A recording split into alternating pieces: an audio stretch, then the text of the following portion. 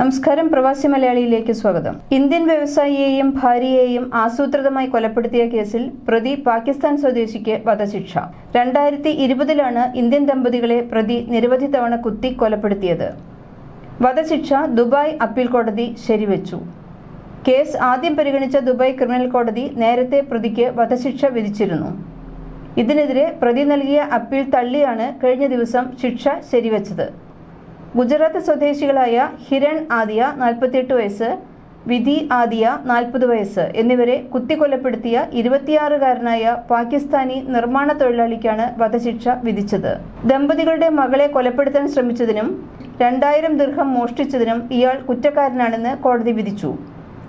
സംഭവത്തിന് മാസങ്ങൾക്ക് മുമ്പ് പ്രതി വ്യവസായിയുടെ വില്ലയിൽ ജോലി ചെയ്തിരുന്നതായി പോലീസ് കണ്ടെത്തി.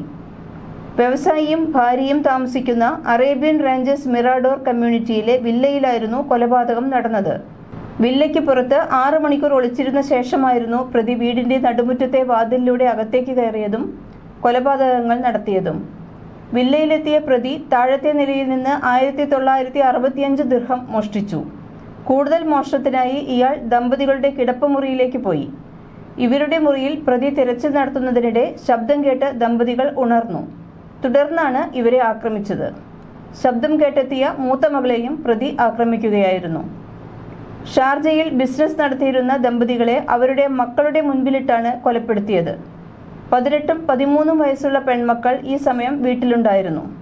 ഹിരണിന് ശരീരത്തിൽ പല ഭാഗങ്ങളിലായി 10 തവണ കുത്തേറ്റെന്നും ഇദ്ദേഹത്തിന്റെ ഭാര്യയെ 14 തവണ കുത്തിയെന്നും ഫോറൻസിക് റിപ്പോർട്ട് വ്യക്തമാക്കുന്നു. കിടപ്പുമുറിയുടെ പുറത്തു കടന്ന ഇയാൾ ദമ്പതികളുടെ മകളുടെ കഴുത്തിൽ കുത്തി ഗുരുതരമായി പരിക്കേൽപ്പിച്ചു. പരിക്കേറ്റ മകൾ പോലീസിനെയും പിതാവിന്റെ സുഹൃത്തിനെയും വിളിച്ച് വിവരം പറയുകയായിരുന്നു.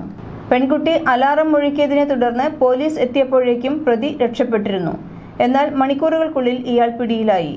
കൃത്യത്തിന് ഉപയോഗിച്ച കത്തി വില്ലയുടെ 500 മീറ്റർ അകലെ നിന്ന് കണ്ടെടുത്തു. പോലീസിന്റെ ചോദ്യം ചെയ്യലിൽ പ്രതി കുറ്റം സമ്മതിച്ചു. അമ്മയുടെ ചികിത്സയ്ക്ക് വേണ്ടിയാണ് പണം മോഷ്ടിച്ചതെന്നായിരുന്നു പറഞ്ഞത്.